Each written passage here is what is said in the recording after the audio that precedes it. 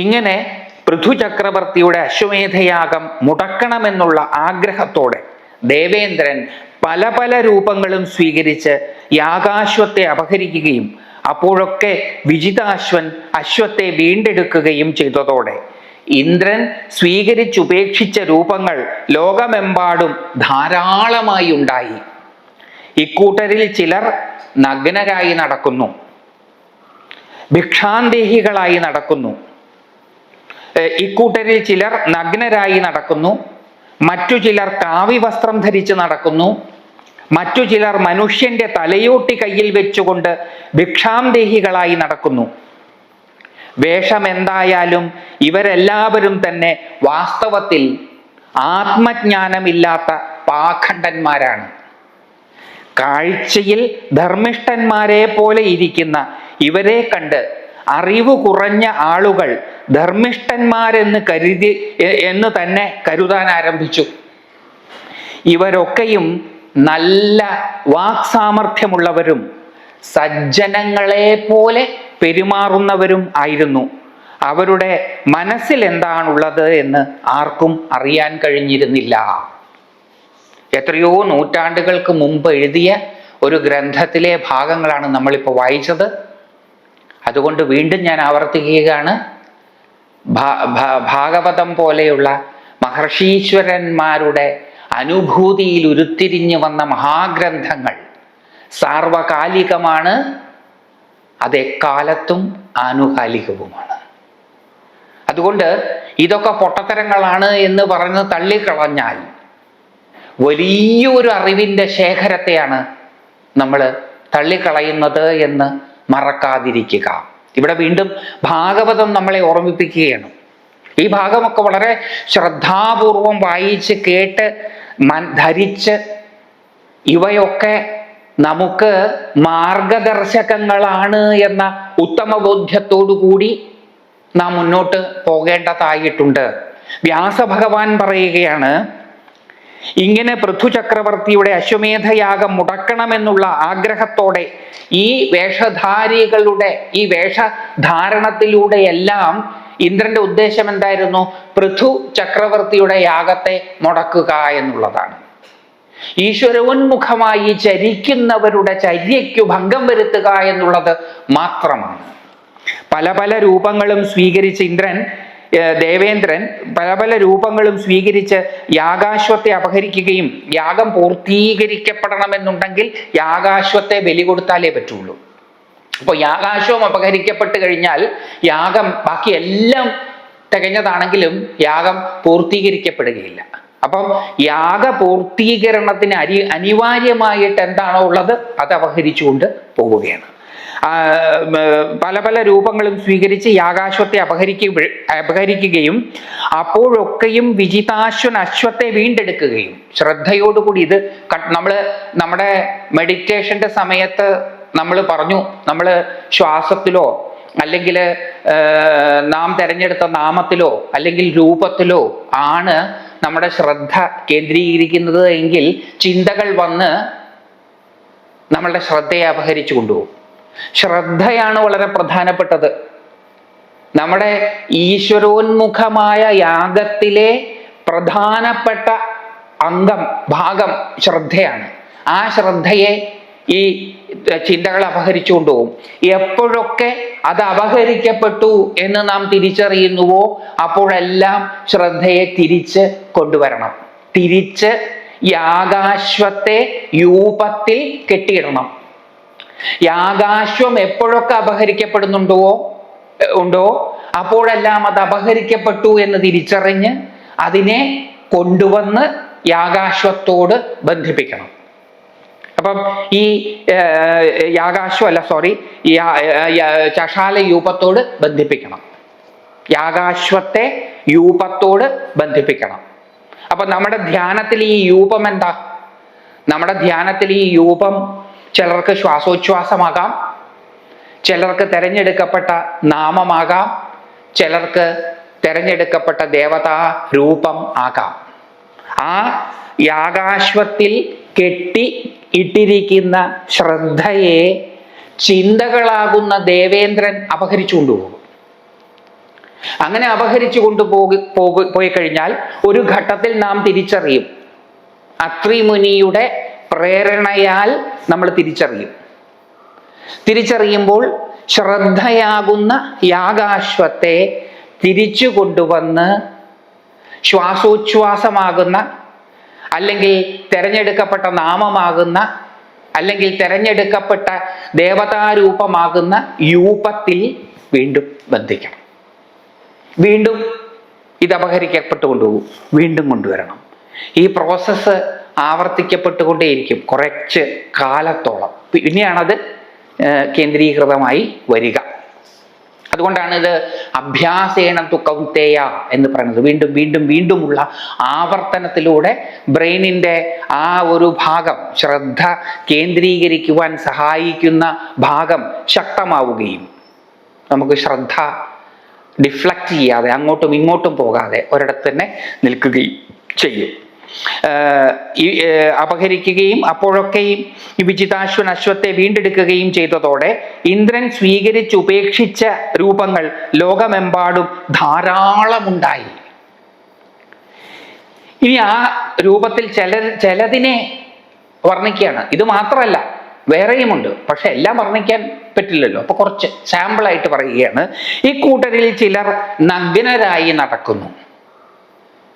അപ്പൊ നഗ്നരായി നടക്കുന്നത് ക്ഷേമമാണ്. നഗ്നരായി ഹിമാലയത്തിൽ വിഹരിക്കുന്നു, കൊടും തണുപ്പുള്ളിടത്ത്, ക്ഷേമമാണ്. അത് ആധ്യാത്മികമായ എന്തോ കഴിവാണ് എന്ന് നാം തെറ്റിദ്ധരിക്കുകയാണ്. പരിശീലിച്ചാൽ ഒരുപക്ഷെ ആർക്കും സാധ്യമാകുന്ന കാര്യം മാത്രമാണ് അത്. അതിൽ ആധ്യാത്മികതയായിരിക്കുകയില്ല, പരിശീലനത്തിൻ്റെ മികവായിരിക്കും ഉണ്ടാവുക. നമ്മൾ തെറ്റിദ്ധരിക്കുകയാണ്. കൊടും തണുപ്പത്ത് നഗ്നരായി നടക്കുന്നവർ ആധ്യാത്മികമായ സോപാനോത്തുംഗത്തിൽ വിഹരിക്കുന്നവരാണ് എന്നുള്ളത് നമ്മുടെ ഒരു തെറ്റായ ധാരണയാണ്. മേലാകെ ഭസ്മം പൂശി നടക്കുന്നവരും മേലാകെ കോസ്മെറ്റിക്സ് ഉപയോഗിച്ച് നടക്കുന്നവരും തമ്മിൽ വലിയ വ്യത്യാസമൊന്നുമില്ല. ഞാനിത് പറയുമ്പോൾ നിങ്ങൾക്ക് ഇഷ്ടപ്പെട്ടു എന്ന് വരില്ല. പക്ഷെ നിങ്ങളുടെ ഇഷ്ടാനിഷ്ടങ്ങളെ ഒന്ന് മാറ്റി വെച്ചിട്ട് ഞാൻ പറയുന്നത് ശ്രദ്ധാപൂർവം കേട്ടാൽ ഇതിൽ അടങ്ങിയിരിക്കുന്ന സാരം പിടികിട്ടും. എല്ലാ ഭസ്മഭൂഷിതരും കപടരാണ് എന്നുള്ളതല്ല ഈ പറഞ്ഞു വരുന്നത്. ഭസ്മഭൂഷിതരിൽ കപടരുമുണ്ടാകാം, അതുകൊണ്ട് സൂക്ഷിക്കണം. ഇതിൽ ആരാ ഏതെന്ന് നമുക്കറിയില്ല, അതുകൊണ്ട് സൂക്ഷിക്കുന്നതിൽ തെറ്റൊന്നുമില്ലല്ലോ. തിരക്കുള്ള റെയിൽവേ സ്റ്റേഷനിൽ നിൽക്കുമ്പോൾ നിങ്ങളുടെ പോക്കറ്റ് അടിച്ചു പോകാതിരിക്കാൻ ശ്രദ്ധിക്കണം എന്ന് പറഞ്ഞാൽ ആ റെയിൽവേ സ്റ്റേഷനിലുള്ള സഞ്ചാരികൾ അത്രയും പിക്ക് പോക്കറ്റേഴ്സ് ആണ് എന്നർത്ഥമൊന്നുമില്ലല്ലോ. പക്ഷെ സൂക്ഷിക്കണം. സഞ്ചാരി എന്ന വ്യാജേന കള്ളന്മാരും ഉണ്ടാകാം. ഇക്കൂട്ടരിൽ ചിലർ നഗ്നരായി നടക്കുന്നു, മറ്റു ചിലർ കാവി വസ്ത്രം ധരിച്ച് നടക്കുന്നു, മറ്റു ചിലർ മനുഷ്യന്റെ തലയോട്ടി കയ്യിൽ വെച്ചുകൊണ്ട് ഭിക്ഷാംദേഹികളായി നടക്കുന്നു, എന്നിട്ട് അതിൽ കഴിക്കുന്നു ആഹാരം. സാധാരണ ആരും ചെയ്യാത്തതാണ്. അപ്പൊ അങ്ങനെയുള്ളവര് ദിവ്യന്മാരാണ് എന്ന് നമ്മൾ ധരിക്കുന്നു. ചിലര് വർഷങ്ങളായിട്ട് ഉറങ്ങാതിരിക്കുന്നു, അതെന്തോ കേമത്തമാണ് എന്ന് ധരിക്കുന്നു. ചിലര് വെള്ളം മാത്രം കുടിക്കുന്നു, ചിലര് പച്ചിലകൾ മാത്രം തിന്നുന്നു. ഇതൊന്നുമല്ല ആധ്യാത്മികത. ആധ്യാത്മികത എന്ന് പറയുന്നത് ഒരു കാഴ്ചപ്പാടാണ്, ഒരു തിരിച്ചറിവാണ്. എടുത്തെടുത്ത് മഹർഷീശ്വരന്മാര് പറയുന്നുണ്ട്, അത് അറിവാണ്, അവയർനെസ് ആണ്, അതൊരു പ്രത്യഭിജ്ഞയാണ്, തിരിച്ചറിവാണ്. കയ്യിൽ വെച്ചുകൊണ്ട് ഭിക്ഷാംദേഹികളായി നടക്കുന്നു. വേഷം എന്തായാലും ഇവരെല്ലാവരും തന്നെ വാസ്തവത്തിൽ ആത്മജ്ഞാനമില്ലാത്ത പാഖണ്ഡന്മാരാണ്, പാപത്തിൻ്റെ അടയാളങ്ങളാണ്. നമ്മളെ ഈശ്വരനിൽ നിന്ന് അകറ്റുവാൻ ശക്തിയുള്ളവരാണവർ. സൂക്ഷിക്കണം. യാത്രക്കാർ സൂക്ഷിക്കുക എന്നൊക്കെ കേട്ടിട്ടില്ലേ പലപ്പോഴും? അത് ആധ്യാത്മിക യാത്രയിലും ശ്രദ്ധിക്കപ്പെടേണ്ട ഒരു ശ്രദ്ധിക്കപ്പെടേണ്ട ഒരു വാചകം തന്നെ ആണ്. കാഴ്ചയിൽ ധർമ്മിഷ്ഠന്മാരെ പോലെ ഇരിക്കുന്ന ഇവരെ കണ്ട് അറിവ് കുറഞ്ഞ ആളുകൾ ധർമ്മിഷ്ഠന്മാരെന്നു തന്നെ കരുതാൻ ആരംഭിച്ചു. അറിവ് കുറഞ്ഞവർ. അതുകൊണ്ട് ഈ ആധ്യാത്മിക യാത്രയിൽ പോകുമ്പോൾ അനുയായികളാകാതിരിക്കാൻ ശ്രദ്ധിക്കണം. രാഷ്ട്രീയം പോലെയല്ല ആധ്യാത്മികത. രാഷ്ട്രീയത്തിൽ ഒരു പക്ഷേ ഫോളോവേഴ്സും അനുയായി വൃന്ദങ്ങളും ഒക്കെ ആവശ്യമായിരിക്കാം, ഒരു സംഘടനയ്ക്കും അതൊക്കെ ആവശ്യമായിരിക്കാം. പക്ഷെ ആധ്യാത്മികതയിൽ അത് ആവശ്യമല്ല. ആശയങ്ങളെ കേൾക്കുക, ആകർഷണീയമാണ് എന്ന് തോന്നുന്നത് സ്വീകരിക്കുക, സ്വന്തം ജീവിതത്തിൽ മാറ്റുരച്ച് നോക്കിയിട്ട് തള്ളുകയോ കൊള്ളുകയോ ചെയ്യുക. വ്യക്തി ആരാധന കഴിയുന്നതും ഒഴിവാക്കണം. ഇവരൊക്കെയും നല്ല വാക്സാമർഥ്യമുള്ളവരും സജ്ജനങ്ങളെ പോലെ പെരുമാറുന്നവരും ആയിരുന്നു. അവരുടെ മനസ്സിൽ എന്താണുള്ളത് എന്ന് ആർക്കും അറിയാൻ കഴിഞ്ഞിരുന്നില്ല. അതുകൊണ്ട് മനസ്സാണ് പ്രധാനം. വളരെ ശ്രദ്ധിച്ച് സൂക്ഷിച്ച് നാം പെരുമാറിയാൽ ഈ സജ്ജനങ്ങളെ പോലെയുള്ള വേഷധാരികളെ തിരിച്ചറിയുവാൻ സാധിക്കും. അതിന് ഈശ്വരാനുഗ്രഹവും വേണം. പെടാതിരിക്കാൻ ഞാൻ ഈ പറഞ്ഞത് മാത്രം സഹായകമാവില്ല. ഞാൻ പറഞ്ഞു എന്ന് മാത്രമേ ഉള്ളൂ. ഞാൻ ഈ പറഞ്ഞത് നിങ്ങൾക്ക് സ്വീകാര്യമായി തോന്നണമെന്നുണ്ടെങ്കിൽ അതനുസരിച്ച് ഞാനടക്കമുള്ള എല്ലാവരെയും ശ്രദ്ധാപൂർവം വിലയിരുത്തണമെന്നുണ്ടെങ്കിൽ ഈശ്വരാനുഗ്രഹം ഉണ്ടെങ്കിൽ മാത്രമേ സാധിക്കുകയുള്ളൂ. അതിനുള്ള ഈശ്വരാനുഗ്രഹം ഇത് പറയുന്ന എനിക്കും ഇത് കേൾക്കുന്ന നിങ്ങൾക്കെല്ലാവർക്കും ഉണ്ടാകട്ടെ എന്ന് ഞാൻ ഈശ്വരനോട് പ്രാർത്ഥിക്കുകയും ചെയ്യുന്നു ഈ അവസരത്തിൽ. ഈ വിധത്തിൽ ധർമ്മവിരുദ്ധമായി പാഖണ്ഡന്മാരെ പരിപോഷിപ്പിക്കുന്ന ഇന്ദ്രന്റെ കുൽസിത വൃത്തിയെ കുറിച്ചറിഞ്ഞ ഉഗ്രപരാക്രമിയും ഭഗവാന്റെ അവതാരവുമായ പൃഥു അത്യധികം കുപിതനായി വില്ലുമുയർത്തിപ്പിടിച്ച് ഇന്ദ്രന്റെ നേർക്ക് ശരം തൊടുക്കാൻ ഒരുക്കി. അപ്പൊ തൻ്റെ മകൻ പെടുന്ന പെടാപ്പാട് തിരിച്ചറിഞ്ഞ പൃഥു അതി കോപിഷ്ഠനായി. ഈ വിധത്തിൽ ധർമ്മവിരുദ്ധമായി പാഖണ്ഡന്മാരെ പരിപോഷിപ്പിക്കുന്ന ഇന്ദ്രന്റെ കുൽസിത പ്രവൃത്തിയെ കുറിച്ചറിഞ്ഞ ഉഗ്രപരാക്രമിയും ഭഗവാന്റെ അവതാരവുമായ പൃഥു അത്യധികം കുപിതനായി. അതുകൊണ്ട് കോപം മോശമായ ഒരു കാര്യമല്ല.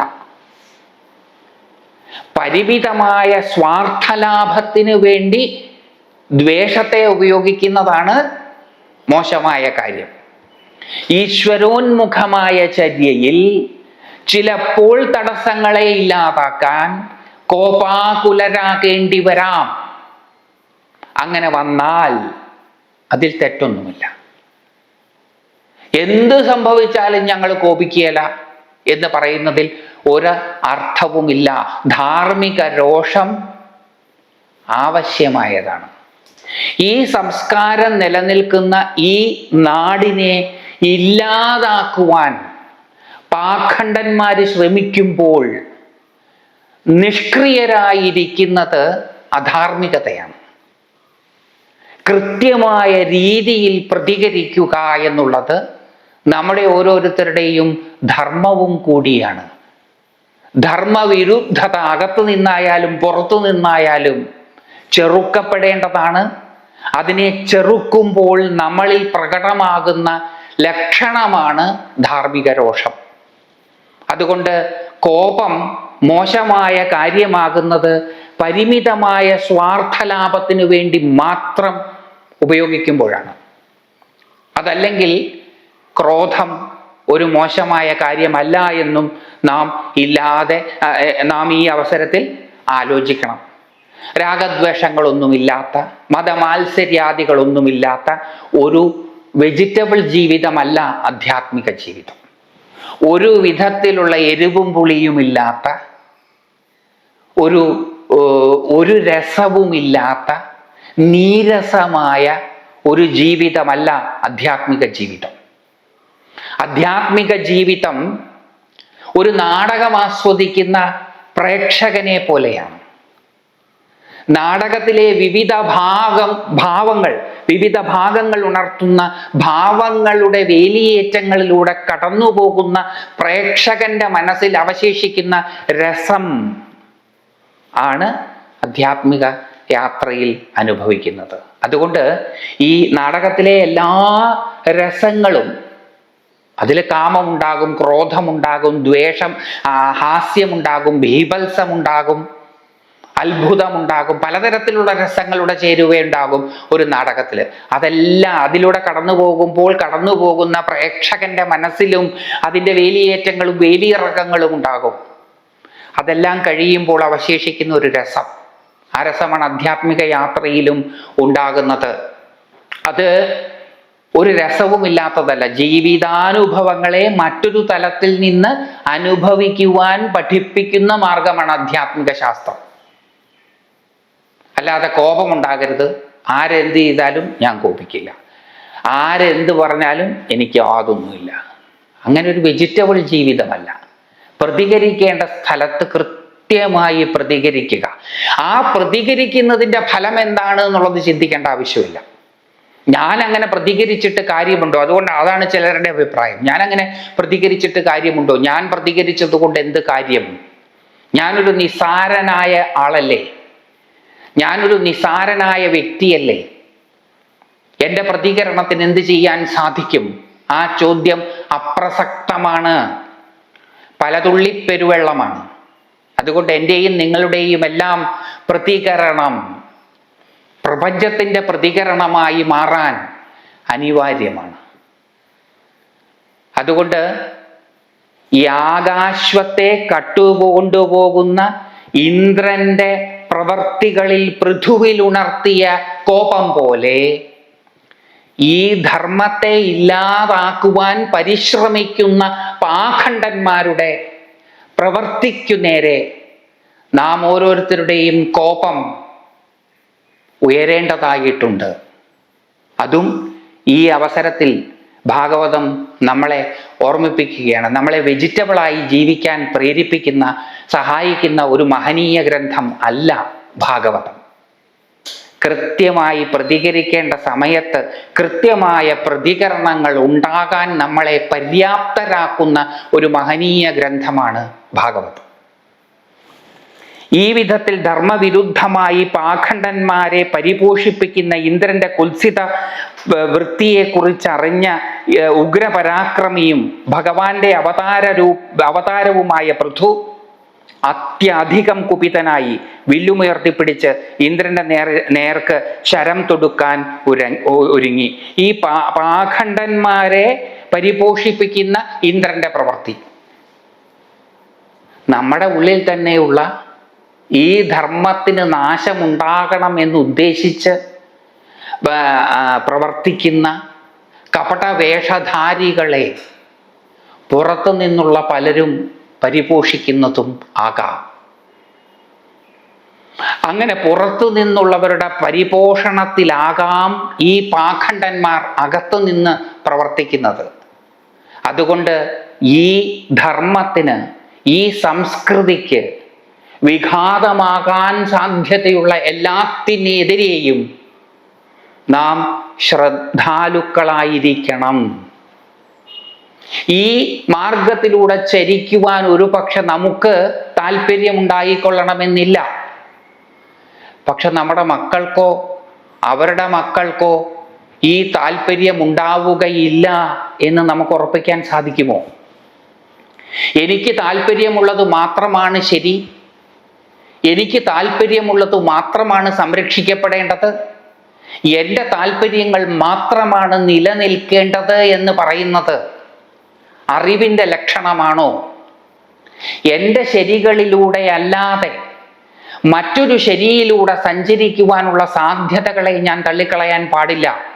അതുകൊണ്ട് എനിക്ക് ഈ ധർമ്മപന്ഥാവ് സ്വീകരിക്കുവാൻ ഇഷ്ടമില്ല എങ്കിലും അത് സംരക്ഷിക്കേണ്ടതായിട്ടുണ്ട്. അതിൻ്റെ അടിത്തറ ഇളകാതെ നിലനിർത്തേണ്ടതായിട്ടുണ്ട്. കാരണം എൻ്റെ മക്കൾക്കോ എൻ്റെ കൊച്ചുമക്കൾക്കോ അവരുടെ മക്കൾക്കോ ഇതിൽ താല്പര്യമുണ്ടായേക്കാം. വരുന്ന തലമുറകൾക്കിതിൽ താല്പര്യമുണ്ടായേക്കാം. അവരുടെ സഞ്ചാരപാത സുഗമമാക്കുന്നതിന് ഞാൻ എൻ്റെ ശ്രദ്ധ ചെലുത്തേണ്ടതായിട്ടുണ്ട്. അതുകൊണ്ട് ഇതെനിക്ക് വേണ്ടുന്നതാണെങ്കിൽ മാത്രം അല്ല സംരക്ഷിക്കപ്പെടേണ്ടതായിട്ടുള്ളത്. ഇത് ഇനിയുള്ള തലമുറകൾക്ക് വേണ്ടതാണെങ്കിൽ അവർക്കു വേണ്ടി ഇത് സംരക്ഷിക്കുവാനും നാം തയ്യാറാകണം. അതുകൊണ്ട് ഈ സംസ്കാരത്തിന് അകത്തു നിന്നും പുറത്തു നിന്നുമുള്ള പാഖണ്ഡന്മാർക്കെതിരെ നമുക്ക് ധാർമ്മിക രോഷമുണ്ടാകണം. ആ ധാർമ്മിക രോഷത്തിൻ്റെ ഫലം എന്താണ് എന്നുള്ളതിനെ കുറിച്ച് നമ്മൾ ചിന്തിക്കേണ്ട ആവശ്യമില്ല. ആ ധാർമ്മിക രോഷം ഒത്തുകൂടി, നമ്മളുടെ എല്ലാവരുടെയും ധാർമ്മിക രോഷം ഒത്തുകൂടുമ്പോൾ അത് പ്രകൃതിയുടെ രോഷമായി തീരുകയും ഈ പാഖണ്ഡന്മാരെ ഇല്ലാതാക്കാൻ സഹായിക്കുകയും ചെയ്യും. അത് എൻ്റെയും നിങ്ങളുടെയും ഉത്തരവാദിത്വം കൂടിയാണ് എന്ന് സൂചിപ്പിച്ചുകൊണ്ട് നമുക്ക് ഇപ്രാവശ്യം ഇവിടെ നിർത്താം.